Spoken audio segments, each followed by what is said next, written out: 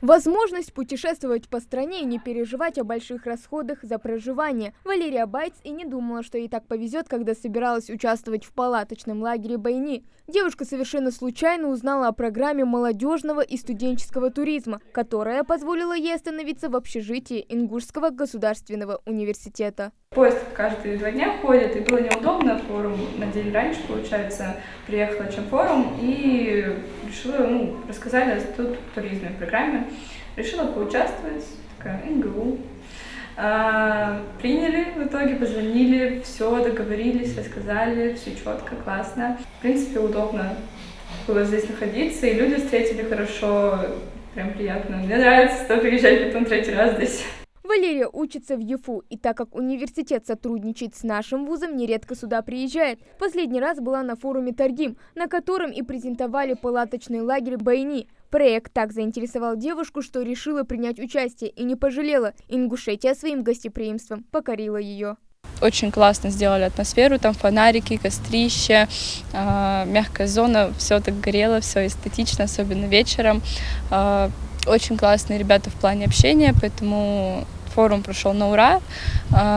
Была насыщенная программа, все-таки цель была это походы. Мы поднялись на Столовую гору до самой вершины, 3003 метра, спустились до Ляжинского водопада, посетили Бишт. У нас был прекрасный гид Муса Арчаков. Также на все вопросы отвечали и директора форума. Это Адам Ирыжев, Алич Киев. Все ребята были очень дружелюбные, местные, приняли с радушием. Сейчас у девушки только 1-й курс, но она уже активно участвует во всевозможных мероприятиях. В будущем свою жизнь хочет связать с молодежной политикой. Она считает, в Ингушетии есть чему поучиться для этого. Я заметила, что на Кавказе форумы весьма, все проекты, они очень обширные, всероссийские, международные. Но это ставить надо как пример. И очень сильная команда КДМ, Комитета по делам молодежи у нас в Ингушетии. Уже все.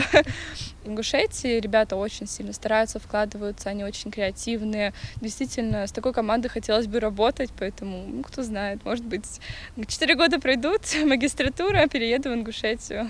В общем, планов у девушки в нашем регионе большие. Ну а стать участником программы может студент университета, аспирант или молодой ученый до 35 лет. География программы обширна. В ней участвует более 200 университетов в более 100 городов России. Каждый регион делает все возможное, чтобы предоставить комфортные условия для путешественников. Потихоньку мы улучшаем все, чтобы этим людям было очень комфортно в нашей республике.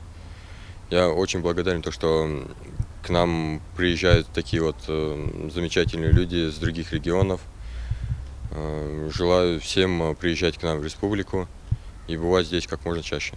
Сейчас у молодых людей есть возможность ежегодно путешествовать по стране от Калининграда до Владивостока. По всей России вузы распахнули двери кампусов для молодых людей. Участникам предлагаются уникальные туристические программы, разработанные в формате студент-студенту, научно-популярные объекты показов и события. Абсолютно все студенты учебных заведений могут выбрать для себя любой интересующий регион по своему направлению деятельности, заранее заявиться на определенные мероприятия, и для, так сказать, саморазвития это очень хороший шанс. Программа доказала своевременность и востребованность в молодежной среде, продемонстрировала готовность к системному масштабированию, результат и позитивных социальных эффектов. Она реализуется Министерством науки и высшего образования Российской Федерации. Программа была запущена в 2021 году и стала импульсом развития студенческого туризма в России. Чтобы стать ее участником, достаточно зарегистрироваться на одноименном сайте, выбрать подходящий трек и ожидать результатов. Хава Гагиева, Сулейман Костоев, Новости 24.